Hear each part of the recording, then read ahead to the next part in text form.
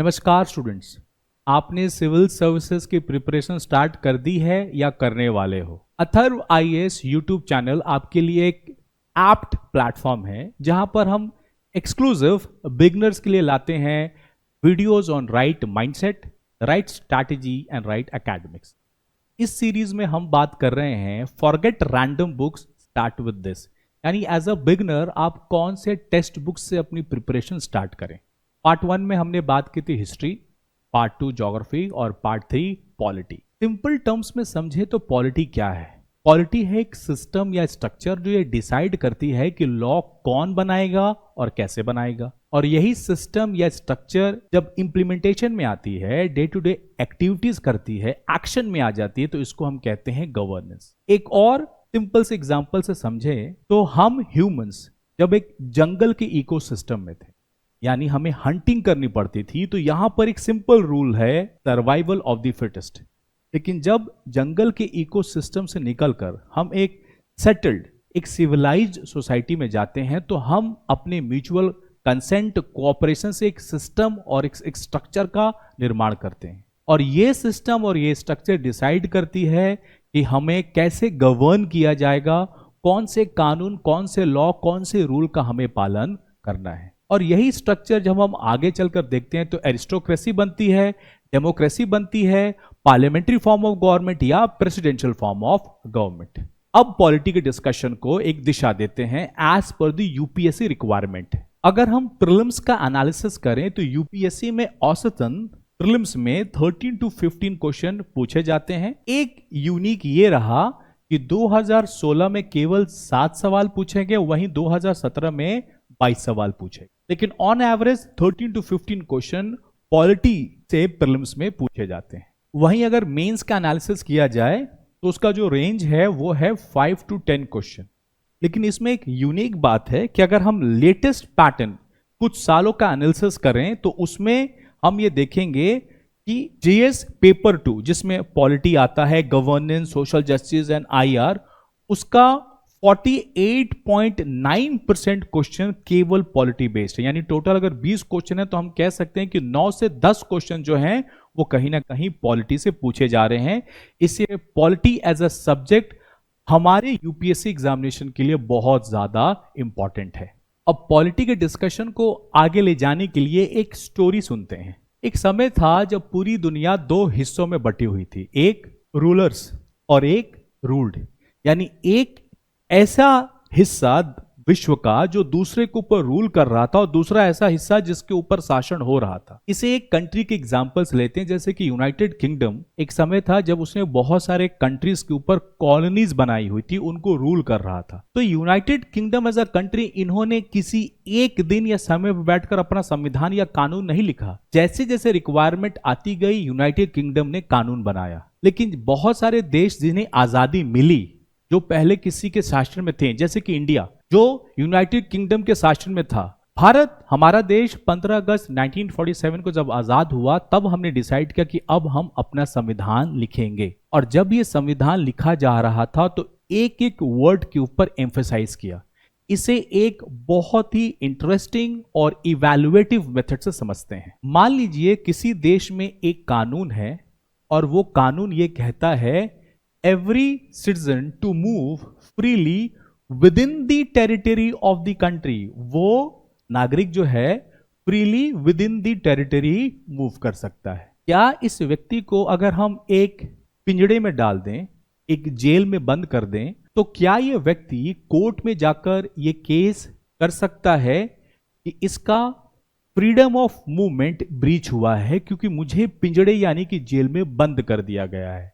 तो जवाब है नहीं, क्योंकि ये पिंजड़ा देश के अंदर है, विद इन द टेरिटरी, और विद इन दिस केज ये फ्रीली मूव कर रहा है, यानी देश के अंदर विद इन द टेरिटरी ये फ्रीली मूव कर रहा है। तो फिर इसे जस्टिस कैसे मिलेगा? इसे जस्टिस तभी मिलेगा जब इस लॉ में, इस कानून में, इस राइट में एक वर्ड बदल दिया जाए। देखते हैं वो कौन सा वर्ड है, और वो वर्ड है विद इन की जगह हमने जो वर्ड इस्तेमाल कर दिया, दैट इज थ्रू आउट।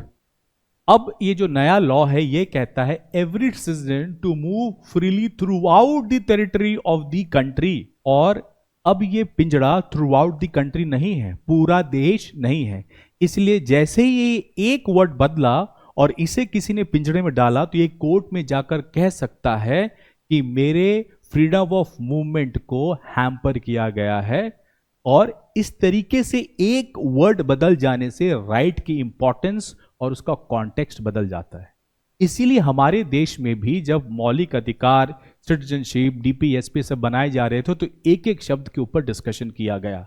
एक एग्जाम्पल से समझते हैं, जैसे कि हमारे कंट्री में जब फंडामेंटल राइट्स बने तो आर्टिकल 19(1)(d) में कैटेगोरिकली लिखा गया to move freely throughout the territory of India.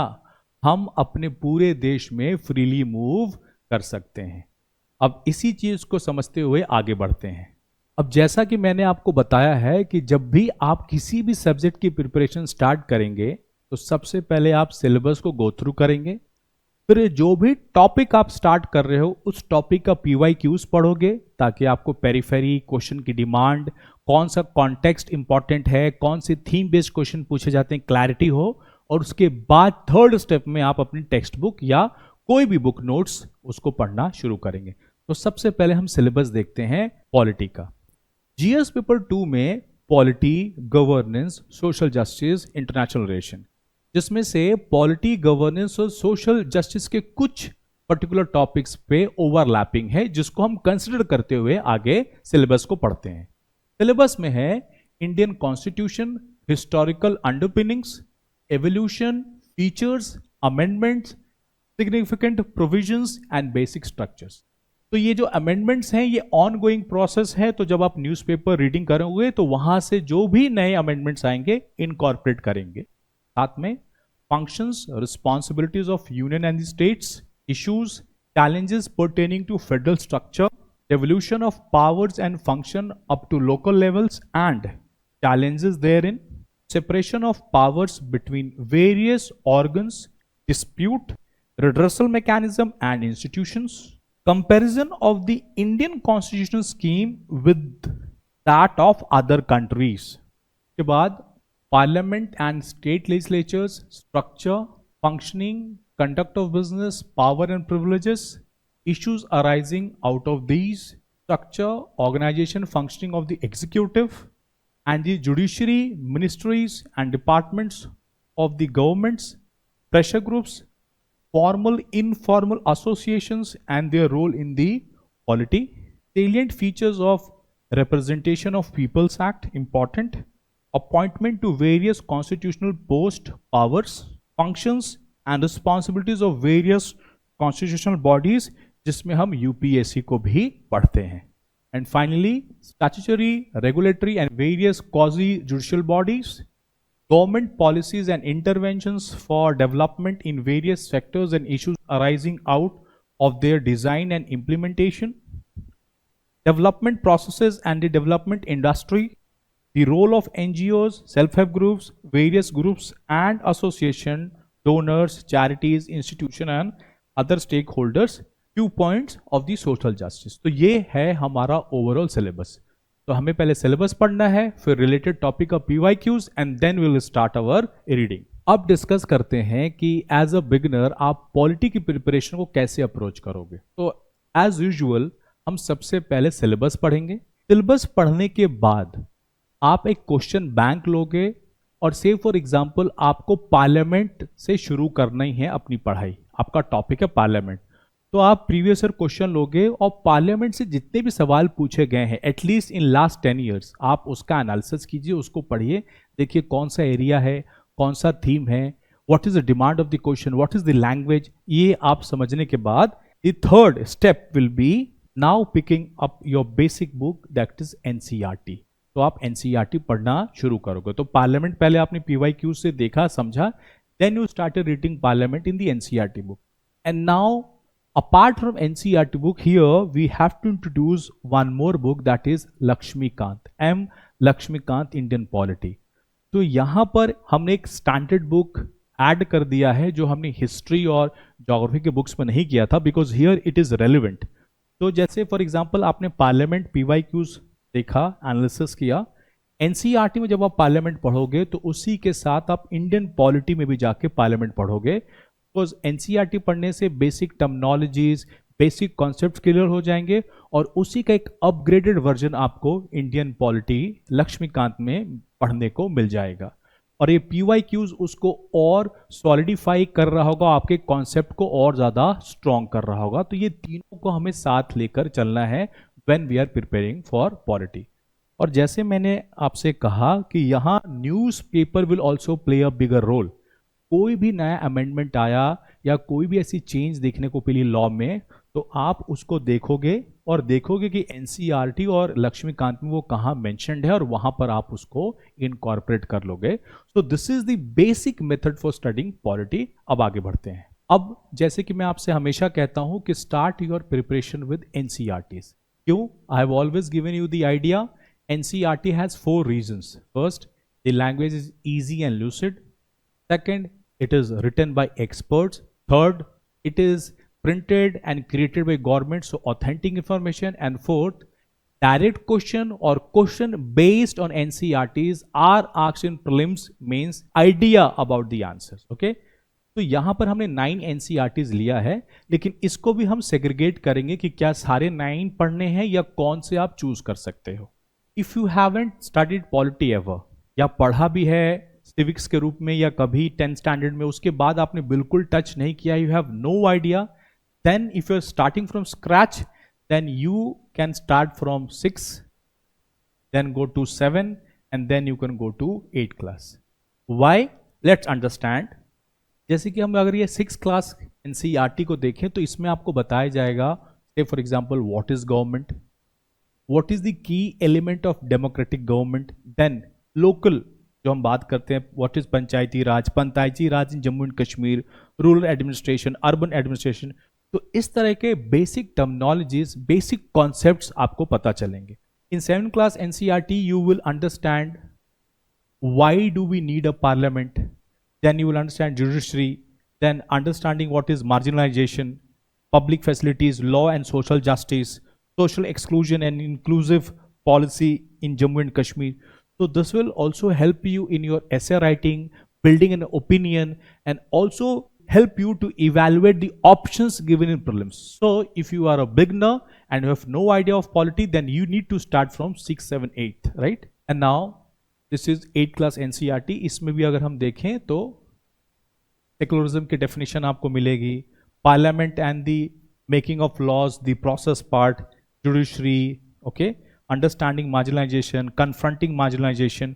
So all these terminologies will help you to have a better understanding of polity, जहां पर आप और बेहतर तरीके से चीजों को समझ पाओगे। अब क्यों हमें एनसीईआरटी 6 क्लास से शुरू करनी चाहिए? बेसिक इज, अगर कोई आइडिया नहीं है तो स्टार्ट फ्रॉम 6, 7, 8। हम ऐसा ना करें कि हमने 8 पढ़ लिया, फिर 9, फिर 6। गो इन अ प्रॉपर फॉर्मेट, बिकॉज एक के बाद एक जो टॉपिक्स आएंगे, बुक्स आएंगे, वो आपको इवॉल्व करने में मदद करेंगे to understand in a better way, right? But say you have the basic understanding, you know the basics और jargons related to polity, then you need to get a further upgraded conceptual clarity.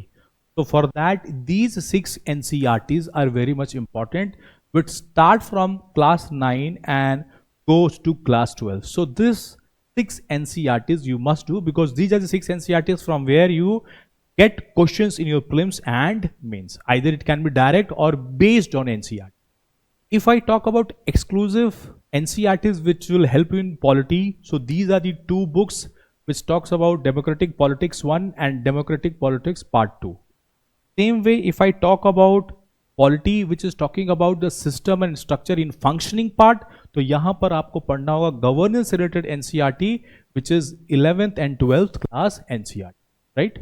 अभी तक हमने ये समझा कि अगर हम polity के सिलेबस को पढ़ते हैं तो हमें पेरीफेरी पता चल जाएगा, और हम अगर PYQs के एनालिसिस करते हैं तो हमें क्वेश्चन की डिमांड, क्वेश्चन के एरिया, थीम और लैंग्वेज का ज्ञान हो जाएगा। अब मैं आपको एक उदाहरण से समझाता हूं कि उसके टेक्स्ट को किस तरीके से इवैल्यूएट कीजिए, किस तरीके से एनालिसिस कीजिए, ताकि आप उसको अप्लाई कर पाएं। आपने ये डायलॉग बहुत सारे बॉलीवुड मूवीज में देखा होगा, खास करके कोर्ट के सीन में जो कहूंगा सच के सिवा कुछ नहीं कहूंगा। मतलब जो गवाही दे रहा है उसको अंडर ओथ लिया जाता है, क्योंकि आप सच कहो, क्योंकि अगर एज अ गवाह आप सच नहीं कहोगे तो किसी को गलत पनिशमेंट दी जा सकती है, किसी निर्दोष को दोषी साबित हो जाएगा, राइट।